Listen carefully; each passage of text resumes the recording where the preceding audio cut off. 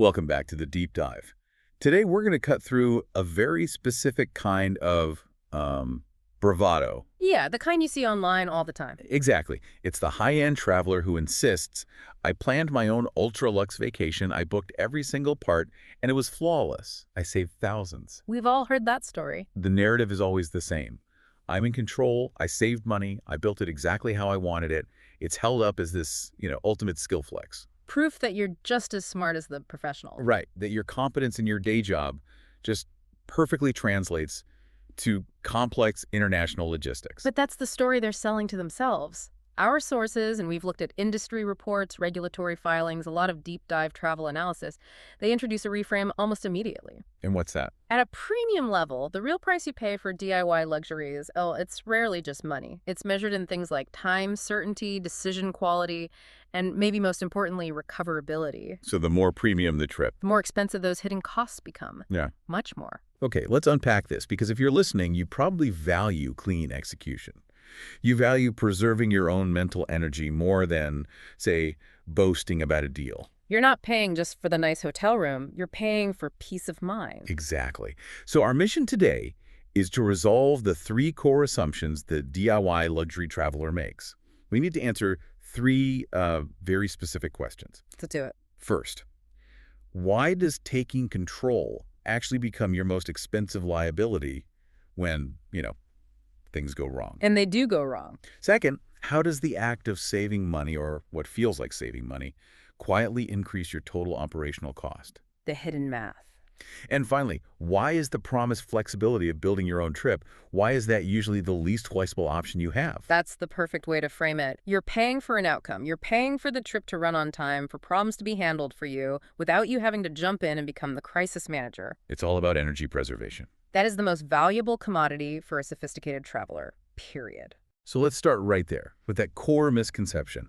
People genuinely see this as a skill flex, that they're too smart to pay a professional. They believe they can beat the system, but what's fascinating is how the sources just call this out.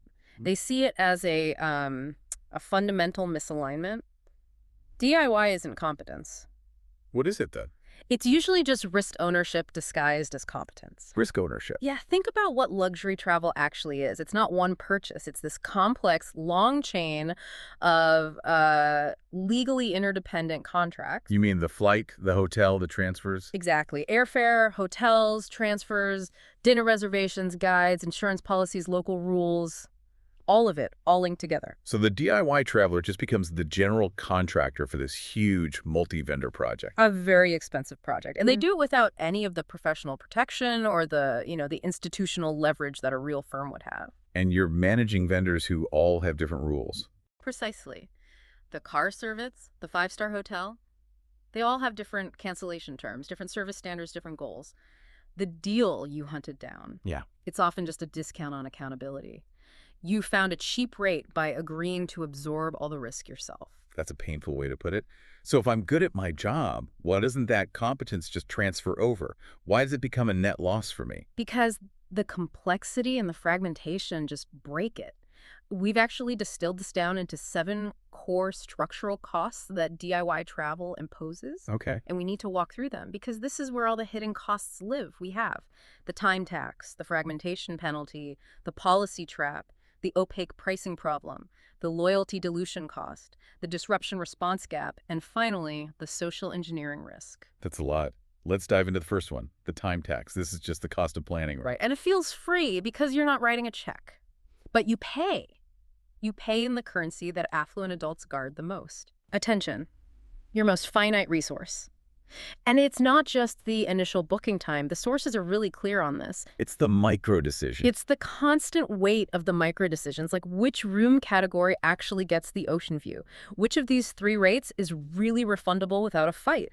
Which flight connection can handle a 2-hour delay? Not just which one is cheapest. Never just which one is cheapest. There's a powerful phrase for this. When you DIY luxury, you're not just planning. You are actively auditing contracts. Wow. You're reading pages of fine print. You're trying to screen thousands of reviews to find a real signal, and you're trying to predict where the whole thing might break. That is exhausting work. And it comes back to opportunity cost. The question isn't, can I do it? It's, what did that time replace? Exactly. What high-value thing did you not do because you were spending hours triple-checking your itinerary? Or just trying to relax? And that leads right into the next one, doesn't it? The fragmentation penalty. It does. Yeah. Because you booked the flight here, the hotel there, the transfer somewhere else. You don't actually have a trip. You have a stack of receipts. That's it, a stack of receipts. And when something breaks... Each vendor can truthfully say, hey, not our problem, call the other guy. Exactly. There's no single owner of the outcome. And here's a paradox. The better the trip is supposed to be, the tighter the timing is. Right. So a late pickup, say, by 45 minutes, that's not just an inconvenience, it creates what we call coordination debt. So you miss your dinner reservation? You miss the grace period for your Michelin-star dinner, and because you booked it all separately, the restaurant charges you the full penalty. That 45-minute error just cost you $400. Wow. Okay, that makes it very real. Yeah. Now let's talk about the policy trap, the idea that DIY is flexible. It's a huge myth, the belief that because you picked every part, you have total flexibility. But that idea just dissolves the second you actually need to change something. Because most of those DIY value rates are designed to be rigid. You get the non-refundable rate with a friendly label or a credit-only policy that expires in 3 months. The flexibility is an illusion. And this is so common, it's actually drawing regulatory fire, right? Yeah. The sources mentioned the FTC. Yes, the Federal Trade Commission. They finalized a rule aimed at banning these hidden junk fees, what they call drip pricing. Which is what exactly? Drip pricing is when they show you a really low price up front, but then only reveal the mandatory charges like resort fees late in the booking process. After you're already committed. After you've already invested the time and you're psychologically committed to buying, the DIY shopper trying to find the lowest price is the perfect target for this. And it's not just hotels. It's airlines, too. All the pressure about disclosing fees for bags and seats up front? It's the same pattern. The entire environment is often designed to look simple until you've already put your credit card in. Those policies serve the vendor's revenue, not your flexibility. Okay, let's hit that second big question. The claim, I saved money. The opaque pricing problem. DIY shoppers are great at finding the lowest visible number. The flight cost, the nightly rate. They are hunters. They are, but they consistently ignore the total cost of the system. Like those resort fees we just talked about. That's one. Or the cheap rate that looks great but doesn't include breakfast or upgrades or late checkout. You end up paying for that stuff later in cash or in inconvenience. And then there's the ghost expense. The ghost expense is critical. It's that flight routing that saved you $70, but when it gets delayed, the prepaid hotel night you can no longer use. Poof. It's a non-recoverable ghost expense. Because the airline delay doesn't trigger anything with the hotel. They're not connected. Not at all. And this gets even worse when people use third-party booking sites, the online travel agencies. The OTAs? Yeah. You're inserting a middleman between you and the hotel or airline. And all the analysis from consumer groups to industry experts says Booking Direct almost always makes it easier to solve problems when they happen. So those DIY savings, they're really just a discount on service. A discount on service priority, on flexibility, and on your ability to recover when things break. You haven't saved money, you've just moved the cost to a different column on the spreadsheet. Which brings us to the loyalty dilution cost. The logic here is, I want the best hotel every time. I don't want to be tied to one brand. Sounds like pure freedom, right? It does. Why is that a cost? Because loyalty at this level isn't about points for a free night someday. It's about friction reduction. What do you mean? Status, a direct relationship with a brand that gets you better room assignments. It gets you easier exception handling. It gets you faster resolution when a small problem pops up. I see. So if I have top status with a hotel and my flight is late, they'll just waive a fee without me even asking. Probably. Yeah. But if you booked through some random third-party site... I'm just a receipt number. You're just a receipt number. You dilute that operational smoothness. You're deliberately giving up your leverage with every single vendor. Okay, now let's resolve that first, and maybe the most important question we asked. Why control becomes your most expensive liability? The disruption response gap. Right. Because control means you are the escalation path. Travel is a volatile system. There are staffing issues, weather, sudden changes. When that disruption hits, the DIR discovers the massive gap between having a booking and having someone whose job it is to fix it. Immediately. Immediately and seamlessly. I'm sure you've been there. I have. Spending 3 hours on the phone with an airline from a hotel lobby in another country. That feeling of becoming the operations desk for your own vacation, it's the worst. That's the labor. You are on hold with the airline, you're negotiating with the hotel, you're rebooking the car, you're trying to salvage dinner. Every hour you spend doing that is an hour you are not having the experience you paid for. And the sources say this is getting harder, not easier from a technical standpoint. It is. They mention this industry shift to new airline standards called NDC, New Distribution Capability. In simple terms.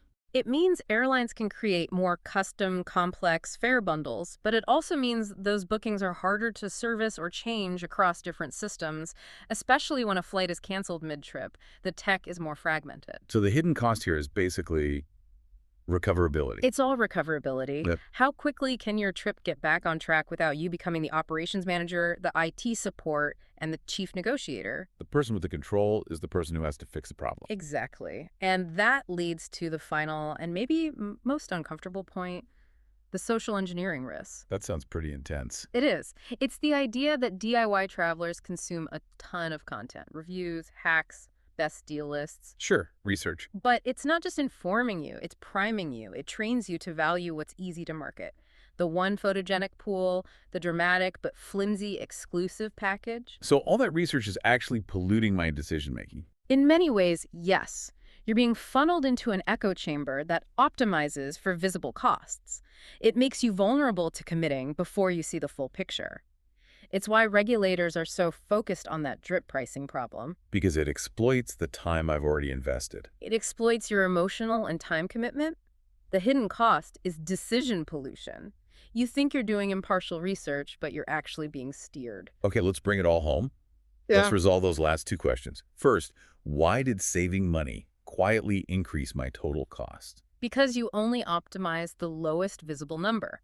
You ignored the system costs, the fees, the rigidity, the bad service, and most of all, the huge tax on your time when something inevitably goes wrong. You trade a financial cost for a labor cost. A huge labor cost. And why is DIY flexibility often the least flexible option? Because that flexibility is usually just the freedom to make changes at your own expense and on your own time under the most rigid, non-refundable terms possible.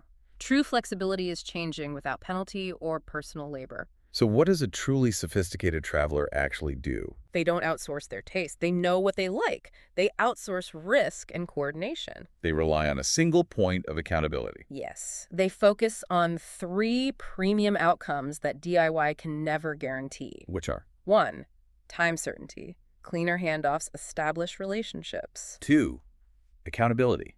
One owner of the entire outcome. And 3, rapid recoverability.